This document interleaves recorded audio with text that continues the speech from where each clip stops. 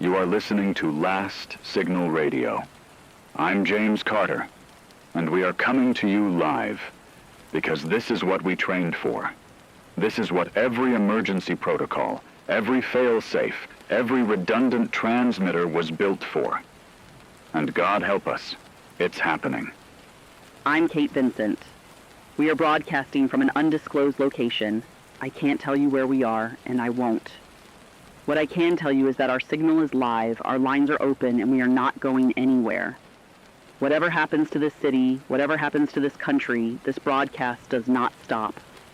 To anyone just tuning in, I want to be absolutely precise about what we know at this moment. NORAD's early warning systems have confirmed the detection of multiple ballistic missile launches, originating from sites across western Russia, as well as from submarine positions in the Barents Sea and the North Atlantic. Simultaneously, NATO Strategic Command has confirmed retaliatory launches from bases in the United Kingdom, Poland, and from submarine assets in the Mediterranean. Both sides fired within what our analysts believe to be a window of less than 4 minutes of each other. That is not a coincidence. That is mutual annihilation logic playing out in real time.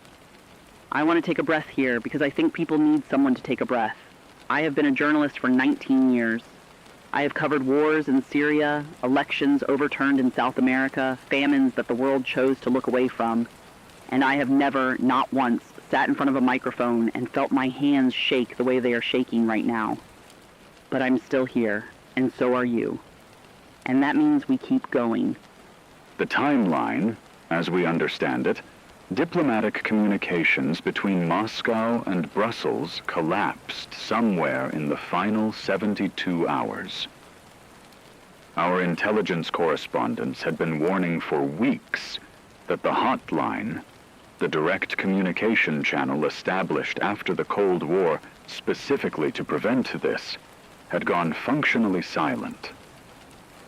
Requests for emergency UN Security Council sessions were blocked 3 times in the final days. The political architecture that was supposed to stop this was dismantled piece by piece, and nobody who could have pulled the emergency brake was in a position to reach it. I keep thinking about the people who saw it coming. The scientists, the former generals, the diplomats who retired and then spent the rest of their careers writing books and giving lectures and sitting on panels saying, "This is the path we're on. This is where it leads."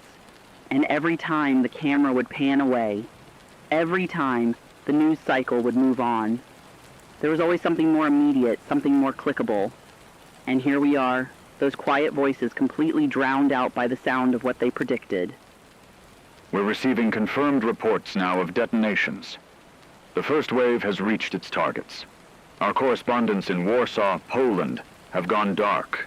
Their signal dropped mid-sentence approximately 12 minutes ago.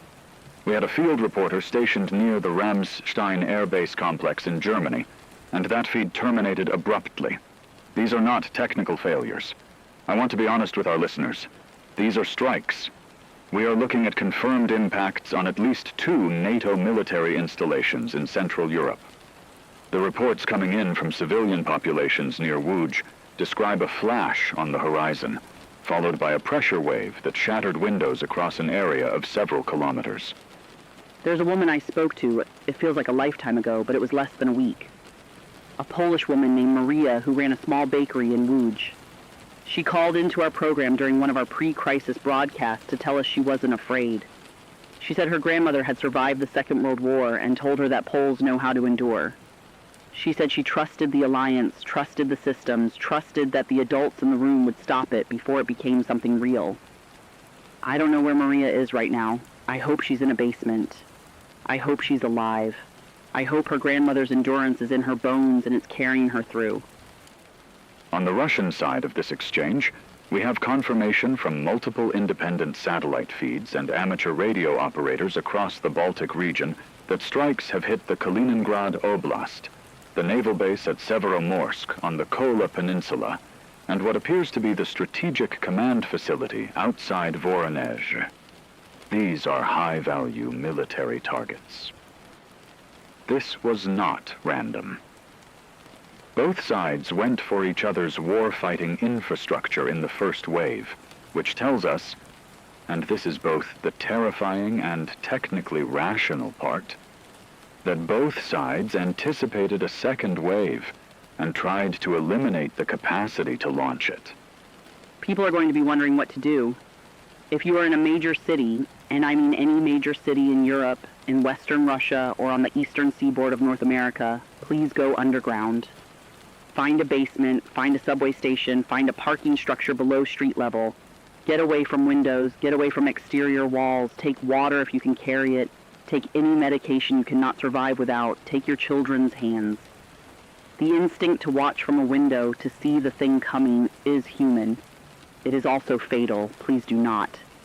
We have confirmation from our affiliate network in Bucharest, Romania, that Romanian airspace has been violated. There are reports of air defense systems engaging. Their Patriot battery network has been active for the past several minutes. We do not yet know if any missiles have reached Romanian soil, but the fact that air defenses are firing tells us the threat is real and inside interception range. Romania, I want our listeners to understand, shares a border with Ukraine to the north and with the Black Sea to the east. Its geography makes it a transit corridor for anything moving between the Caucasus and Central Europe. I remember when Bucharest was a city people talked about as an underrated destination in Europe. Beautiful old architecture, incredible food, a tech industry that was quietly growing into something remarkable. Young people who had grown up after the fall of the Ceausescu regime and had never known their country as anything other than a democracy.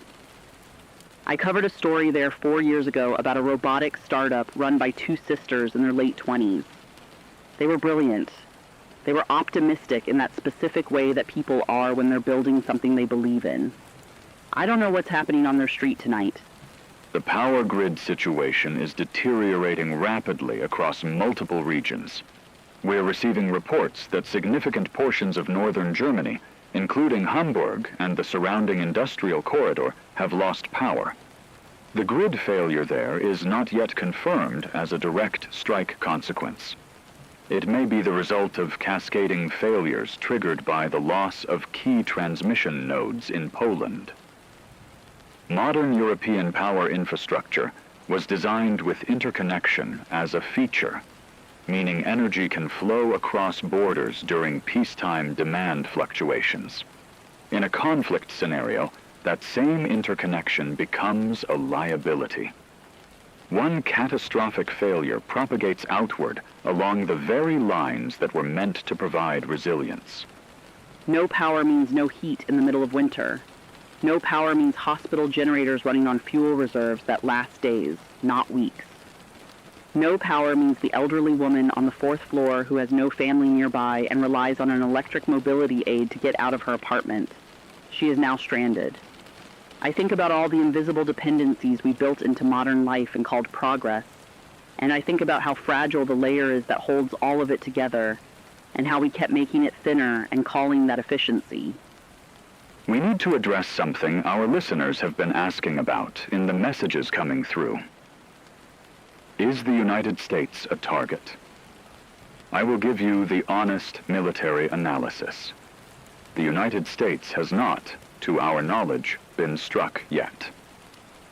NATO doctrine has long held that an attack on any member state triggers collective defense, and U.S. strategic forces have been at their highest readiness posture for the past several days. However, I want to be precise. U.S. military installations in Europe, including Ramstein in Germany, RAF Mildenhall in the United Kingdom, and the missile defense sites in Romania, are all legitimate military targets under the logic of this conflict. The continental United States has not been directly targeted in the first wave.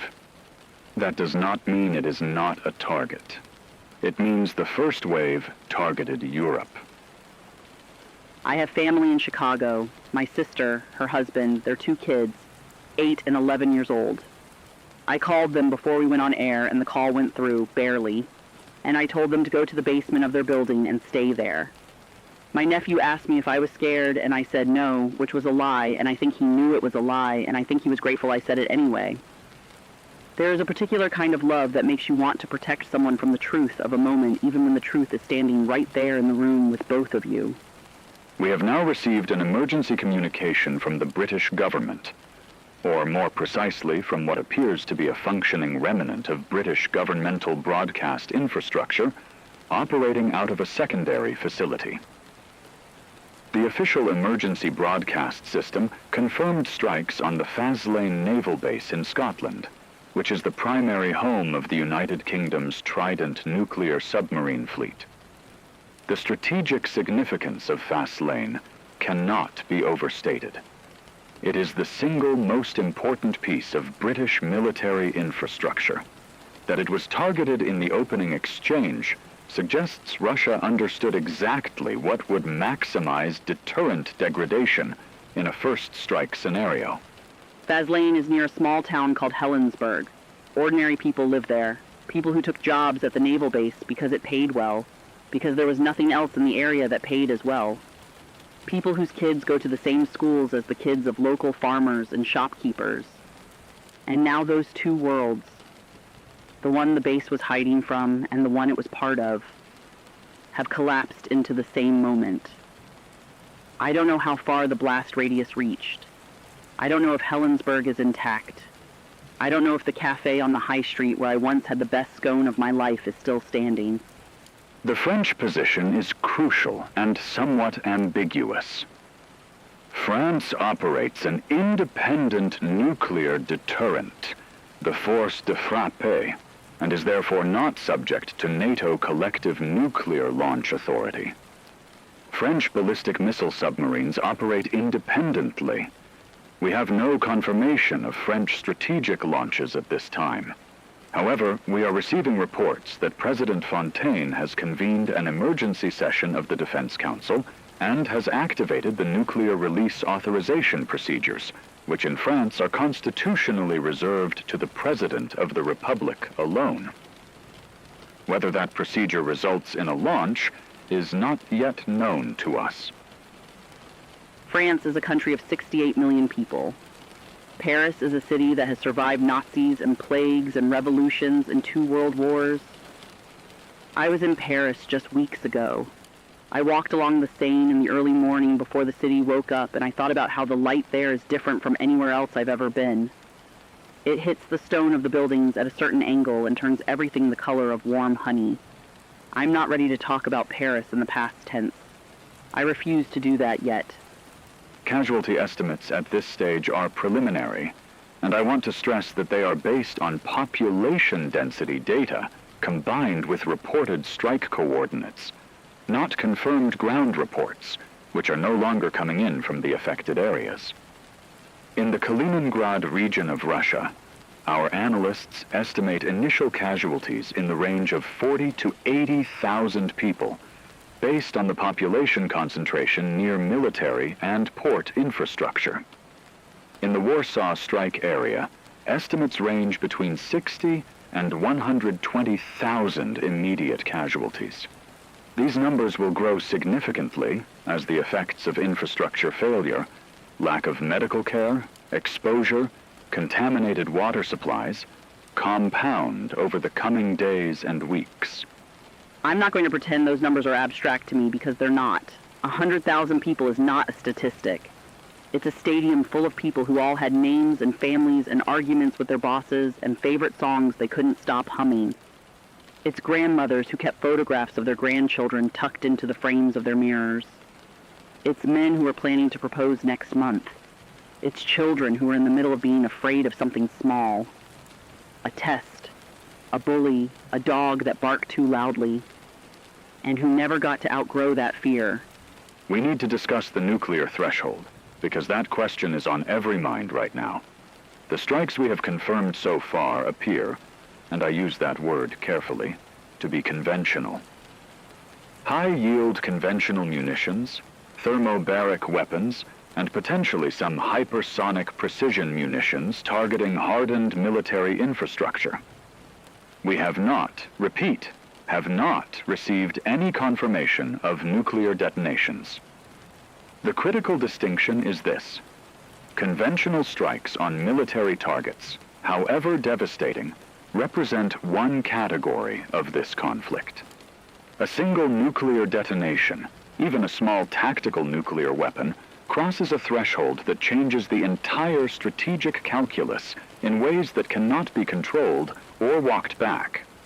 I think what James is saying, in the language that you need to hear it in rather than the language it's usually spoken in, is that there is still a version of this where enough survives, where enough of the structure holds, where what comes after is a world that still has the shape of a world. And I need people to hold on to that, not because I'm certain it's true, but because the alternative, the nuclear alternative, is a place I am not able to take this broadcast. Not yet. Maybe not ever if we do this right. Our communication infrastructure is beginning to fragment. We've lost contact with our European affiliate network entirely in the past several minutes. The satellite uplink we were using for transatlantic feeds has degraded to the point where we're receiving only fragments. What we know is that internet connectivity across large portions of Western Russia and Eastern Europe is down. This is consistent with targeting of undersea cable landing stations, which are known to be on both NATO and Russian priority target lists. The modern internet, fiber optic cables laid across ocean floors, landing at coastal relay stations, is extraordinarily powerful in peacetime and extraordinarily fragile in war. No internet means no coordination, no way to find your family in another city, no way to know which roads are open, no way to get instructions from governments or hospitals or emergency services, even if any of those institutions are still functioning in the affected areas. People are going to be navigating this by the instincts of their grandparents' generation and the radio. That's us. We're it for a lot of people right now. I need to say that out loud so we both understand the weight of it. We have received an authenticated emergency message from the Norwegian government. Norway, as a NATO member with direct borders to Russia in the far north of the Scandinavian peninsula, has declared a state of national emergency. The Finnmark region, the northernmost tip of Norway, which shares a land border with Russia at the Storskog crossing, is being evacuated. Norwegian civil defense forces have activated. Thousands of civilians are moving south on whatever roads are passable. The Norwegian military has confirmed that Russian forces have crossed into Finnmark. This is a land incursion, not just a missile exchange. Ground troops are moving. Finnmark is one of the most remote and beautiful places I have ever been. Tundra and silence and the northern lights so vivid they feel like something your brain invented. There are about 76,000 people in the whole region, fishing communities, indigenous Sami reindeer herders, people whose relationship to that land goes back thousands of years, long before any of the borders that are now being fought over were drawn by anyone. And they are now on roads in the middle of winter heading south, because the oldest machinery of human conflict, soldiers crossing a boundary on foot, has reached their doorstep. The Baltic states, Estonia, Latvia, Lithuania, went to full national emergency status within the first 30 minutes of confirmed launches. NATO Article 5 has been formally invoked.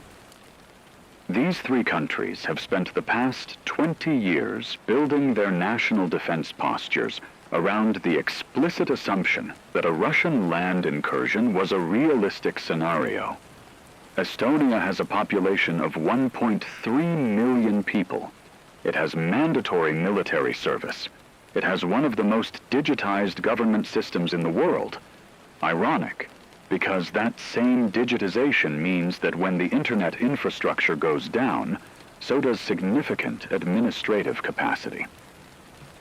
The Estonian government has activated its physical backup systems, emergency radio networks, and pre-positioned supply caches. I interviewed the Estonian foreign minister once at a conference in Helsinki.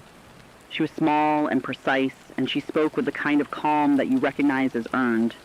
Not the calm of someone who doesn't understand the danger, but the calm of someone who has understood it so thoroughly and for so long that it no longer spikes into panic. She told me that Estonians practice emergency preparedness at a societal level the way other countries practice fire drills. She said, "We are a small country next to a very large one, and we have never been able to afford the luxury of assuming the worst wouldn't happen. I think she's in a bunker right now.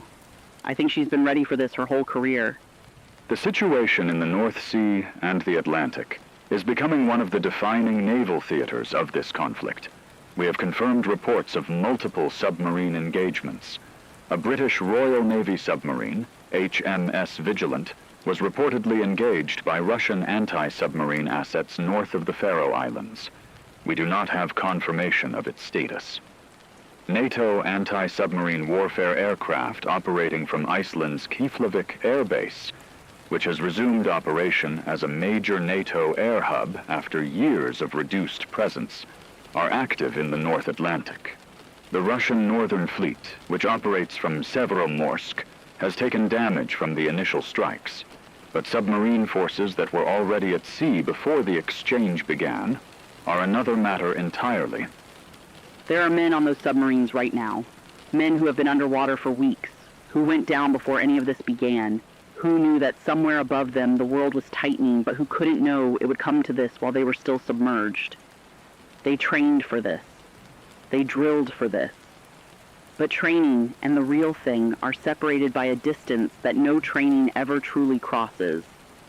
I think about what it is to receive a launch order in the absolute silence beneath the North Atlantic, and to have to decide in that silence whether you believe it. China's position is now becoming a significant variable in this analysis. Beijing has issued a statement. We received the translation approximately 20 minutes ago, calling for an immediate cessation of hostilities and offering to serve as a mediating party. The language is careful. China has not condemned either side explicitly. It has not invoked its defense commitments to Russia, which are more limited than Western commentary often suggests. What China has done is mobilize its military in a manner consistent with defensive posture adjustment, particularly around the Taiwan Strait. Whether this represents genuine neutrality, strategic opportunism, or preparation for something entirely independent of the European conflict is a question I cannot answer with the information currently available to us. The Taiwan question, the one that's been sitting at the edge of every geopolitical conversation for years, the one that every analyst spoke about in the conditional tense. If this happens, then maybe. And now we're in the middle of the if, and maybe is becoming a word with real weight. There are 23 million people in Taiwan who are watching the feed of what's happening in Europe, and knowing that their fate may be entangled with it in ways that were never their choice. They didn't start this. They're watching it and waiting, and I imagine they are very, very afraid. We need to provide an updated picture of what's happening inside Russia itself, to the extent we are able. Our last confirmed contact with an independent journalist operating inside Moscow was made before the power disruption, and she reported scenes of significant civilian panic. The Moscow metro system had been deployed as a public shelter. The Soviet-era deep station infrastructure was built with exactly this scenario in mind. Reports indicated tens of thousands of people attempting to enter metro stations simultaneously, with crowd crush incidents at several locations. The Russian government's emergency broadcast system was active with instructions for civilians, but the message as relayed to us was generic. Shelter in place, do not use personal vehicles on major routes. Await further instructions. No specific information about what had been struck or what was coming. I've been to Moscow. The metro there is extraordinary, deep and ornate, and built in the Stalin era with the specific Soviet aesthetic that is both brutal and strangely beautiful, all marble and chandeliers and socialist realist mosaics. And now it is full of people who went to sleep last night in a city that was, by every available measure, still a functioning capital, and who are now huddled under that marble and those mosaics in the dark, listening to the city above them doing things a city is not supposed to do. Whatever politics put them there, they are people. They are frightened. They are someone's family. The radiological monitoring network, the network of sensors maintained by the Comprehensive Nuclear Test Ban Treaty Organization, has to this point not registered signatures consistent with nuclear detonation. I want to say that clearly and without ambiguity. As of this broadcast, no nuclear weapons have been detonated. The destruction we are describing has been achieved with conventional munitions of extraordinary destructive yield. Thermobaric bombs, cruise missiles with penetrating warheads, high-speed ballistic systems. Devastating. Catastrophic. But conventional. The nuclear threshold has not been crossed. The question of whether that remains true in the hours and days ahead is one that every living head of state is grappling with right now. I keep coming back to that phrase, the nuclear threshold, as if it's a doorway, as if there's a room on the other side that we know the shape of. The truth is, nobody alive has ever been on the other side of that door in an active conflict scenario. The only data we have is theoretical and from Hiroshima and Nagasaki, and those were single bombs dropped on cities that were not in the middle of a global exchange. What we are potentially describing, an escalation into full nuclear exchange, is something that has existed entirely in the realm of models and calculations and nightmares. I am not ready to walk through that door. I am going to keep talking and keep hoping that nobody opens it. We have now been broadcasting for what we estimate is several days of continuous coverage. In that time, our team here, and I want to acknowledge them because they are not on air, but they are keeping this signal alive, has not slept in any meaningful way. We have been operating on emergency power since our primary grid connection failed. We have enough fuel for the generators to last additional days. We are rationing everything. I tell you this not for sympathy, but for transparency. This broadcast is not coming from a place of comfort. It is coming from a place of stubborn, deliberate, functional operation in conditions that argue against it. There's a technician here, I won't use his name for his safety, who has been maintaining our transmitter continuously. He took a 2-hour rest once and came back and didn't say a word, just sat back down at his station and kept working. I brought him coffee, and he looked at it for a second, and then looked up at me and said, "Thank you. Just thank you." And I thought about how much human life is built on that exchange, the small act offered, the small acknowledgement given back, the entire social contract compacted into a cup of coffee in 2 words. That still exists. In here, right now, that still exists. The Indian subcontinent situation has developed significantly. India, which has maintained a formal policy of strategic autonomy, is now publicly calling for an immediate ceasefire.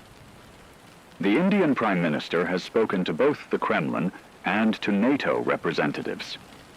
India has maintained unusually open lines of communication with Moscow, which makes it a uniquely positioned intermediary. Pakistan, meanwhile, is in a state of significant internal political crisis, with its military leadership reportedly divided on how to position the country, given that its primary arms supplier over recent years has been Russia, while it also maintains formal diplomatic ties with the United States. The South Asian nuclear dynamic, always the second most worrying nuclear scenario after NATO-Russia, is now in a state of heightened uncertainty. 2 nuclear powers on the subcontinent, both with domestic political crises, both watching the world's premier nuclear alliance fight the world's largest nuclear state, watching and recalculating. Every country with nuclear weapons is recalculating tonight. Every country without them is also recalculating. Every country that gave them up under international agreements and assurances of security, Ukraine comes to mind, obviously, is existing in a certain terrible irony that doesn't need me to explain it. The situation in Ukraine deserves particular attention. Ukraine has been in a state of active conflict for years. Its eastern regions remain disputed territory. And now the larger war has erupted around it, and through it in ways that its people have arguably been more prepared for than anyone. Ukrainian civil defense systems are, by this point, extremely sophisticated. Its population has experience with air raid drills, with survival under bombardment, with the logistics of maintaining civilian life during active military conflict. There are reports from Kiev of relative calm. Not peace, not safety, but the functional calm of a people who have been living in proximity to catastrophe for long enough that they have developed systems for doing so. There's a generation of Ukrainians who grew up in the years of the full-scale conflict, who have never known their country at peace, who have done their homework in bomb shelters, who have learned to read the color of emergency alert apps before they've learned to drive. And those young people are now adults, and they are looking at what is happening around them with the specific, quiet, determined look of people who never expected the world to be any other way.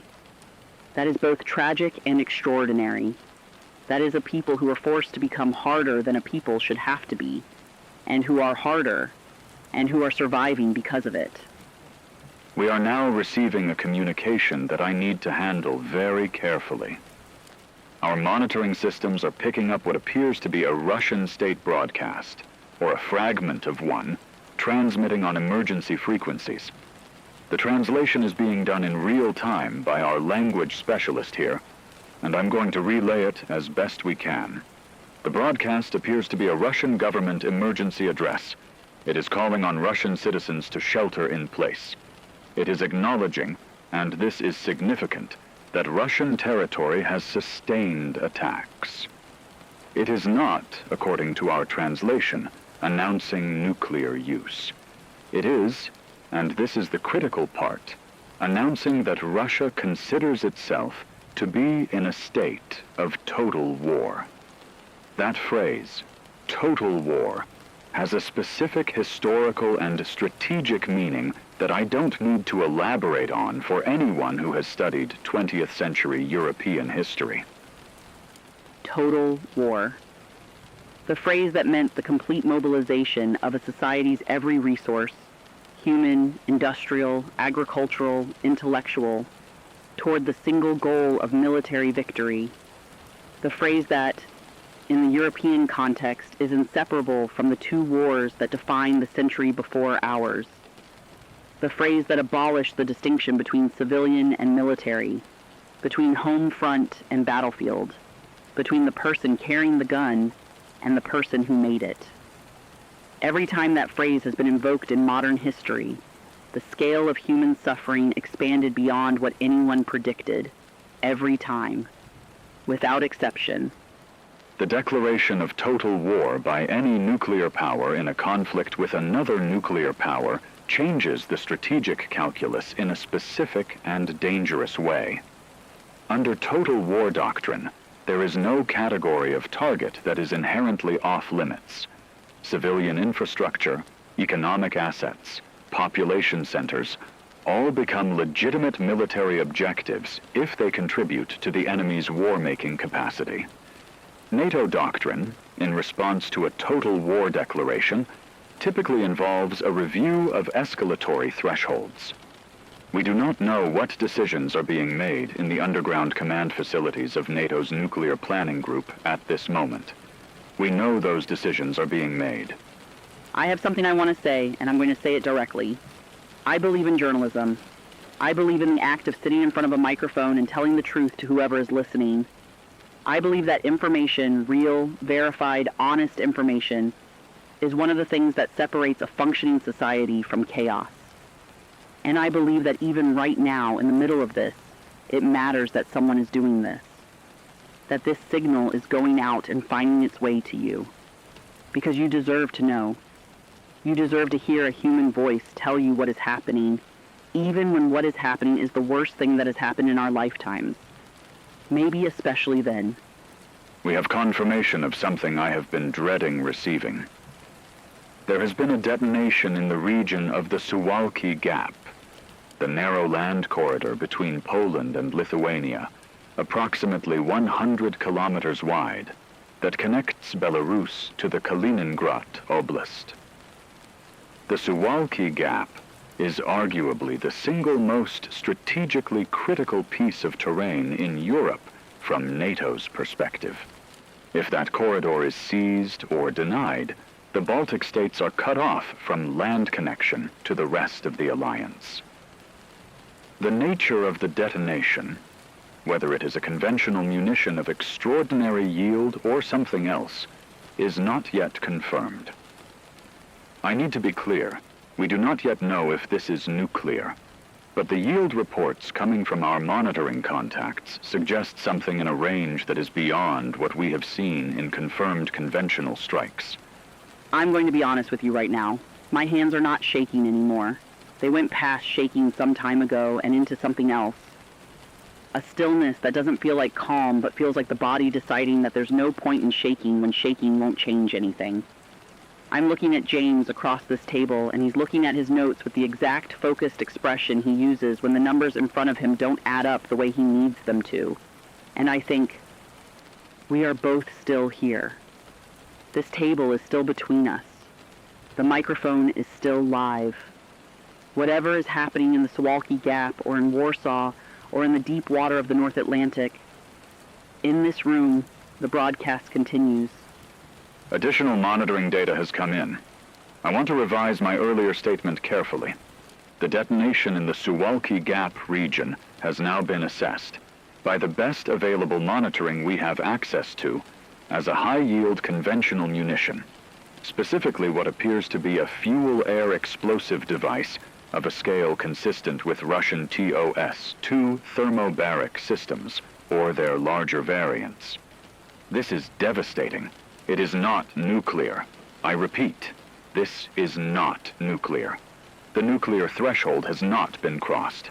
That assessment could change. But as of this moment, the monitoring data does not support a nuclear detonation in Europe. I understand how thin a comfort that is. But it is the truth, and the truth is what we have. Not nuclear. I need to breathe that in for a second. Not nuclear. In a world where that phrase represents a specific and limited category of hope, I am choosing to hold it. I am choosing to let it mean something. Because if the threshold hasn't been crossed, if the decision is still being held back by whatever combination of humanity and strategic rationality is operating inside the people with their fingers near those switches, then there is still a path through this that doesn't end everything. There is still a version of the future that has future in it. I am holding on to that with everything I have. The economic consequences of what is already unfolding are beginning to register globally. Commodity markets, where they are still functioning, Tokyo and Sydney remain partially operational, have seen extraordinary volatility. Energy prices have gone beyond any previous recorded level. Gold markets are non-functional in any practical sense, as holders are not selling. The Baltic Dry Index, which measures shipping costs and serves as a real-time indicator of global trade volume, has effectively ceased to function because the shipping lanes through the North Sea and the Baltic are either too dangerous to operate or physically impassable due to active conflict. The global economy as a functioning system is not dead. But it has sustained wounds that will take years to heal, assuming healing becomes possible. Years to heal. I keep coming back to the time dimension of this. We talk about what is happening right now. The missiles, the power failures, the displaced millions. But the story that follows is years long. The reconstruction, if reconstruction comes. The grief work of societies that have lost entire cities' worth of people. The political reckonings. The trials or the lack of trials. The children who grow up in the aftermath and carry it in their bodies in ways they don't fully understand. I've covered post-conflict societies. I know what they look like. I know what it means to rebuild and what it costs. And I know that the rebuilding always starts with someone deciding to stay. Someone deciding the rubble is still home. We are now receiving reports of a significant development in Belarus. Belarus, which permitted Russian forces to operate from its territory during earlier phases of the Ukrainian conflict, is now the site of what appears to be a significant internal political upheaval. Our contact in Minsk, a journalist who has been operating there under extraordinary personal risk for years, reports street-level reports of Belarusian military units refusing orders. The specifics are unclear, but the suggestion that Belarus's military may be fracturing internally, under the weight of being the staging ground for a conflict that has now escalated to exchanges with NATO, is a development of potential strategic significance. A Belarusian political collapse during this crisis would create a power vacuum on Russia's western border that no actor is currently positioned to fill constructively. Belarus, a country whose people tried so hard and so bravely to choose something different just years ago. Those massive protests, those women in white carrying flowers, those people who stood in the streets at enormous personal cost and said, "We want something other than this." And they were crushed. And they lived with the crushing. And now their country is a staging ground for a war that those same people never wanted, and their military may be turning on itself. And their government has trapped them between a regime they never chose and a conflict they were never asked about. The cruelty of that geometry is almost too much to hold. The humanitarian corridor situation is becoming critical. The International Committee of the Red Cross has established, with varying degrees of cooperation from military forces, 3 partial humanitarian corridors. One through southern Poland into Slovakia, one through Hungary, and one operating along the Adriatic coast of Croatia toward Central Europe. I call them partial because they function intermittently, with reports of military activity disrupting movement along all 3. The World Food Program has pre-positioned supplies at distribution points in Austria, Slovakia, and Romania. But logistics, the actual movement of those supplies into the affected zones, is hampered by the same infrastructure failures that are hampering everything else. Supply without delivery is a warehouse, not relief. I want to say something about the people running those corridors, the Red Cross volunteers, the WFP logistics coordinators, the local truck drivers who are navigating roads that may or may not be safe, the translators, the doctors who packed a field kit and walked toward the chaos instead of away from it. They are doing this because they decided that their presence in a bad place was worth more than their safety in a good one. That calculation, I will go where I am needed rather than where I am safe, is one of the most quietly heroic things a human being can decide.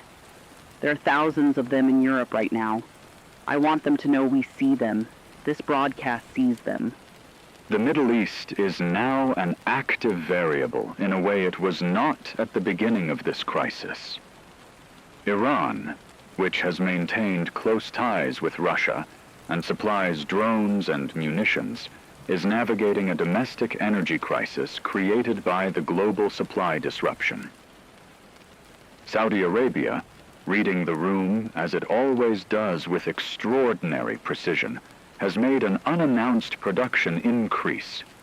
The Aramco facilities in the eastern province ramping up, designed to stabilize global energy markets and incidentally increase Riyadh's strategic leverage. Israel has gone to its highest alert state and recalled reserves. The Lebanese border situation is active. None of this is directly connected to the European strikes, but all of it feeds into a single system, and that system is straining at every seam simultaneously. The world was already held together with tape and string in more places than anyone wanted to admit. The multilateral institutions were underfunded. The political will for collective action was thin. The domestic politics of every major country were pulling in directions that made international cooperation feel like a quaint idea from a more functional era. And into that already fraying structure this dropped in.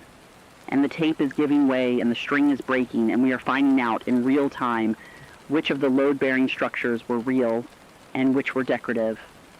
Some are real, some of them are holding, but the inventory of what's holding is getting shorter. I want to provide a verified update on one of the most significant unknowns of this conflict: the status of Russia's perimeter system, known in the West as Dead Hand. This is a semi-automated system designed to ensure nuclear retaliation even if Russian command and control is destroyed in a first strike. The existence of the system is not classified. It has been publicly acknowledged. Its operational status at this moment is unknown to us, and I suspect, to most NATO planners. Its relevance is this. If Russian command authority believes that its ability to retaliate is being systematically destroyed, which the early strike pattern on Kola Peninsula and Voronezh could suggest, the threshold for perimeter activation drops. This is the paradox at the heart of nuclear deterrence. The harder you hit the other side's ability to retaliate, the more you incentivize them to retaliate before they've lost the ability to do so. A system designed to fire even if everyone who could authorize it is dead. I want to sit with that for a moment because I think people don't always understand what deterrence actually looks like at its outer edge. It doesn't look like rational actors in a room making calibrated decisions. At its outer edge, it looks like automated systems and pre-delegated authority and decisions that were made decades ago by people who are no longer alive, being executed by mechanisms that don't understand context, only conditions. The logic of deterrence is, I will make the consequences so terrible that you will never start. And it mostly worked for 70 years. And here we are, finding out what happens when it doesn't. We are now past what I estimate to be several days of continuous crisis. In that time, the strike exchanges have continued, but have, and this is the critical development, not escalated to nuclear use. There has been a gradual, halting, deeply fragile reduction in the pace of strikes over the last period we've been monitoring.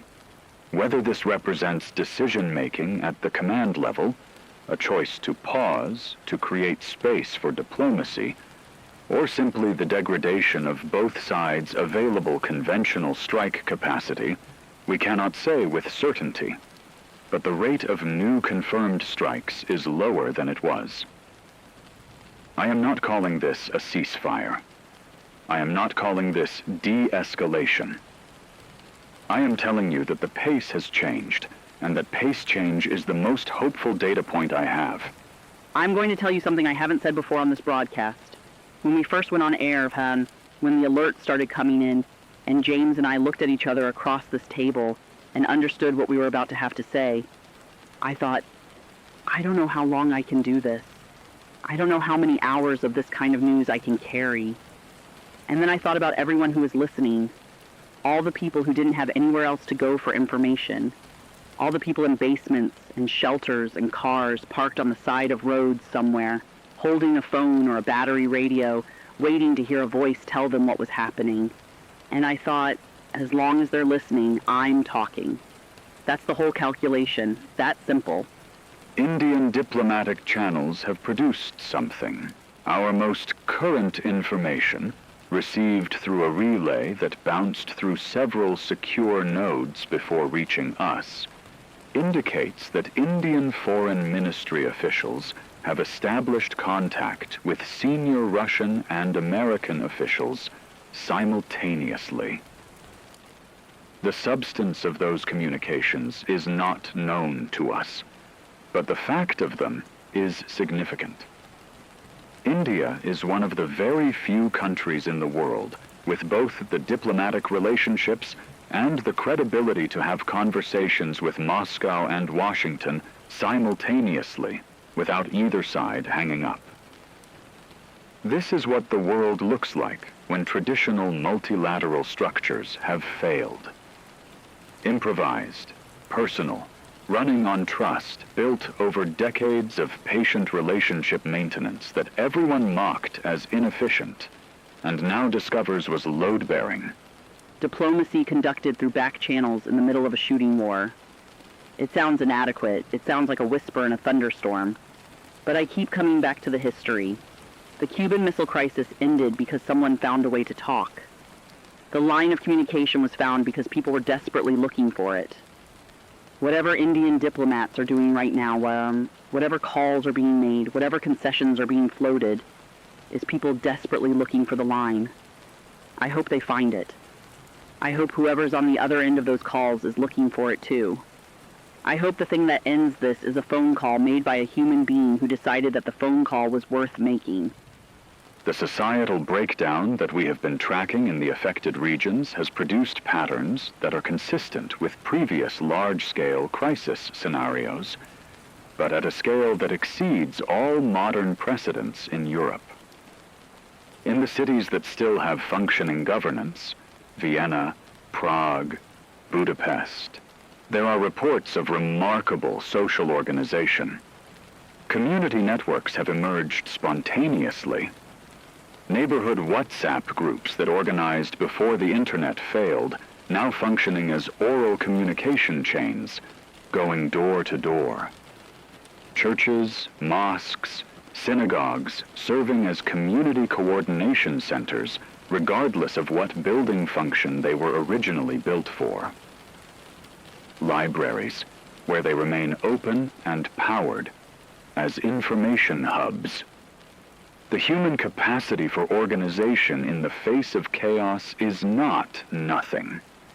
It is, in fact, one of our most durable and underrated capabilities. I'll tell you what I keep hearing in the messages that are still coming through to us. Through the shortwave relays, through the amateur radio operators who have become our distributed nervous system for information. People are asking about each other, not asking whether they'll survive necessarily, and though that too, but asking, is there news from Krakow? Is anyone in contact with Stockholm? Has anyone heard anything from the village outside of Gdansk where my grandmother lives? The specific gravity of the specific person, not the statistic, not the demographic, not the casualty estimate. The grandmother outside Gdansk. That's what people want to know. That is what we are made of. A formal ceasefire proposal has been transmitted. We have received confirmation. I want to be careful about attribution here, but the source is credible that a ceasefire proposal has been submitted through the Indian diplomatic channel and has been acknowledged by parties on both sides. Acknowledged does not mean accepted. It does not mean the fighting stops tonight or next week. It means a document exists, that it has reached the right addresses, and that the addresses have not immediately rejected it. In the context of where we have been for the past days, that is a development. A small, fragile, reversible development. But a development. Something exists. Something that someone made with the intention that it would stop this. I don't know if it will work. I don't know what the terms are. I don't know how many more strikes will happen before anyone signs anything, or whether anyone ever will, but someone wrote it. Someone sat down in the middle of all of this and wrote a document that said, here's a way to stop. That act of writing, the decision to construct the architecture of peace even while the architecture of war is still falling, is one of the most human things I can imagine doing. I am grateful it exists. The weeks that follow any cessation of active strikes will be, in many ways, more challenging than the initial crisis phase. The reconstruction of European infrastructure will require coordination between governments, some of which no longer fully function. The power grid in eastern Germany and Poland will require months to restore. The water systems in affected areas will require weeks of emergency treatment before they are safe. The supply chain disruptions will take years to fully resolve. The demographic impact, the combination of casualties and displacement, will reshape European population geography in ways that will take a generation to understand. And behind all of this, the political reckoning. What decisions were made? Who made them? What accountability, if any, looks like after a catastrophe of this scale. The reckoning. I've thought about this more than I've said on air, because I think the most important thing that happens after something like this, the thing that determines whether it happens again, is whether people tell the truth about it. Not just the military truth, not just who fired first or what the strategic justifications were, but the full human truth. The truth of the families separated, the truth of the hospitals that ran out of power, the truth of the decisions made by individual human beings who had power and chose to use it the way they did. History has to know that. The children who grow up in the aftermath have to know that. And it falls to the people who are watching and recording and broadcasting to make sure they do.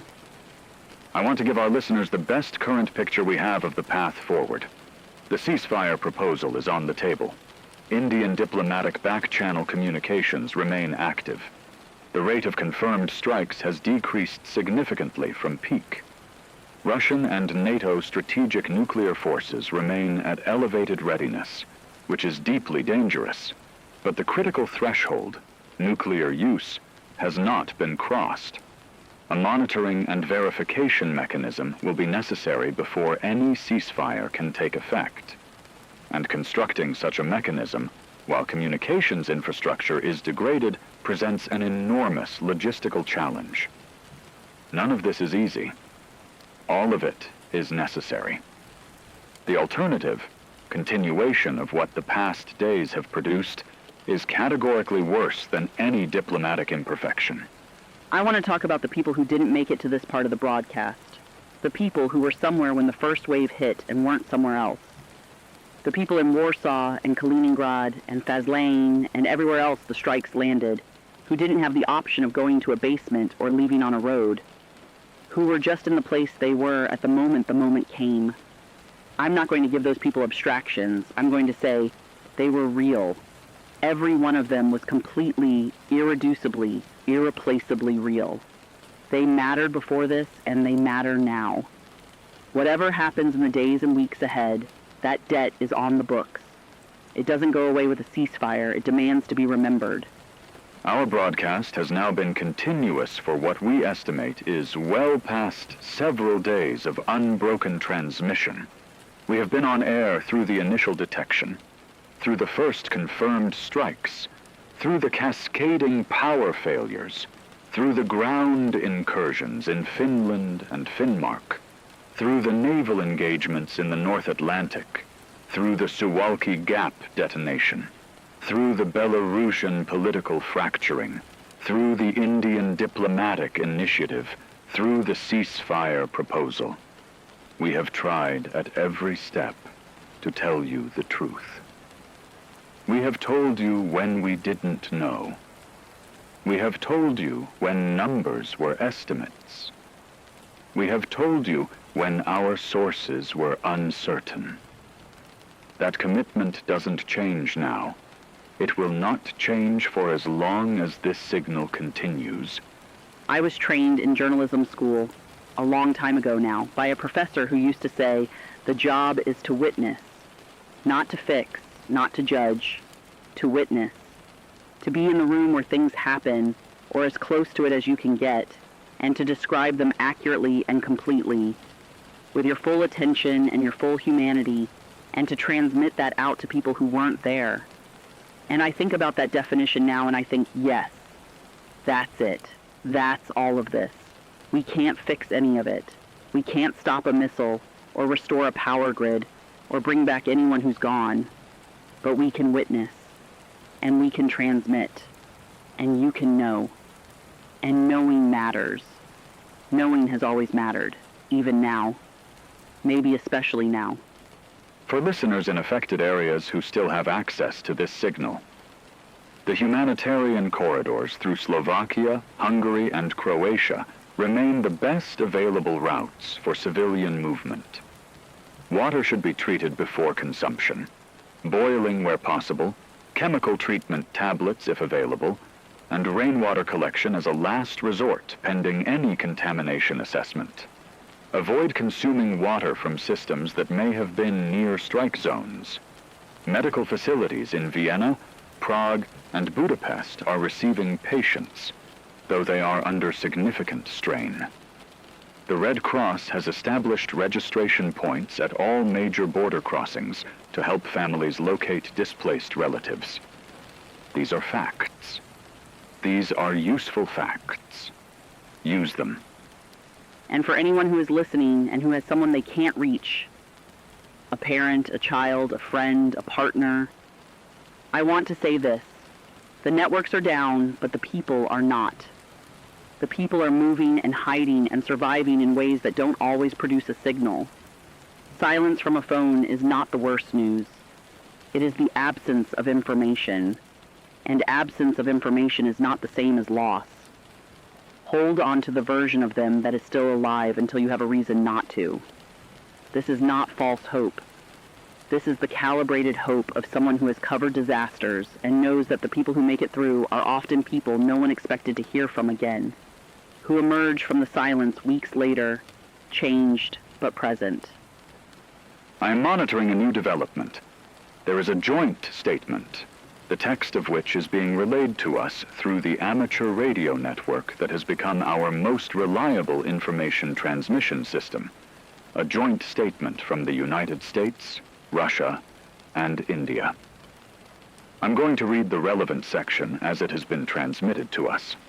The statement reads, "In recognition of the catastrophic humanitarian consequences of the ongoing conflict, and in the interest of preventing further escalation, the parties commit to a 72 period of cessation of offensive military operations, beginning at a time to be jointly confirmed.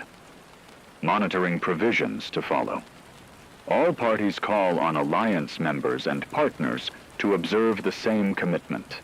This is not a peace treaty. This is 72 hours.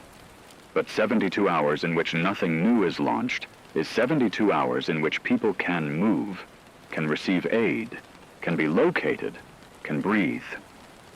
72 hours is not nothing." 72 hours. 3 days. 72 hours ago, the first alerts came in and this broadcast began, and I sat down in this chair, and I have not left it except to stand in the corner for 10 minutes with my face against the wall and cry once, in a way that I needed to do, and now I've done it, and I'm back. 72 hours ago, the world looked like one thing, and now it looks like something else. But it is still a world. The cities that are dark will need to be rebuilt, and they will be rebuilt slowly and painfully and at enormous cost. The people who are displaced will need to return or to find new places, and they will do it, in the particular stubborn way of people who have no other option. The dead will need to be mourned, and that mourning will take the rest of all of our lives, and it should. Let me be precise about what 72 hours of cessation does and does not accomplish. It does not resolve territorial questions. It does not address the status of Russian forces in Finnmark or the Baltic region. It does not rebuild a single power station or restore a single communications cable. It does not answer the question of what comes after. Who pays for the reconstruction? How the political legitimacy of affected governments is rebuilt? How the alliance structures that bent and frayed under the pressure of these days are repaired or replaced? All of those questions remain open. All of them are harder than they were before this started. But 72 hours means the shooting pauses. And in that pause, everything else becomes possible. Nothing is possible while it continues. I want to end, not this broadcast, because this broadcast continues for as long as people need it, but I want to end this particular passage of it with something that is true. Something that is not analytical and not strategic, and not about corridors or thresholds or yield estimates. Here is what is true. There are people alive right now who would not be alive if different decisions had been made at different moments in the past days. And there are people dead who would be alive. And the difference between those two groups was not inevitable. It was made. By human beings with human agency in real time under enormous pressure. Some of those decisions were cowardly, and some were brave, and some were catastrophically wrong. And going forward, more decisions will be made by the same kinds of people. That's the only way any of this works or doesn't work. People. Deciding. Moment by moment, just like they always have. This is Last Signal Radio. I'm James Carter. We have been broadcasting continuously. Our signal is live. Our verification protocols are active.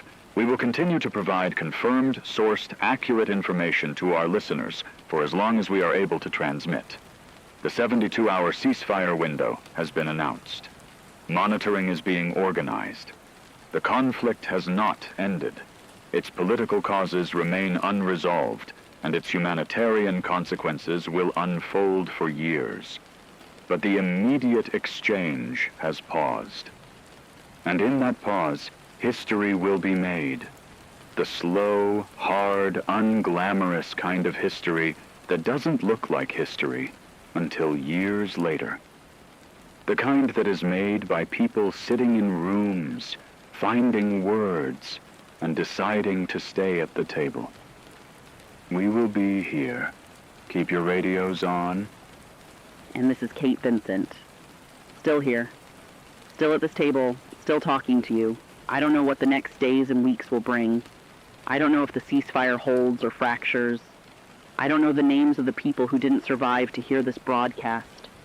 I don't know if Maria is alive in Łódź, or if the two sisters and their robotic startup survived Bucharest, or if the man who called in from the Finnish tundra saying the lights on the horizon weren't the aurora had time to reach shelter. I don't know these things, and I will carry on not knowing them for a long time. But I know this. You are here. You have been here with us through all of it. Whatever you've been through to still be listening, wherever you are, whatever shape you're in, you made it to this part of the story, and this part of the story still has a next page. Hold on to that. The next page is still being written, and the people writing it are you. Stay with us. We are Last Signal Radio, and we are not going anywhere.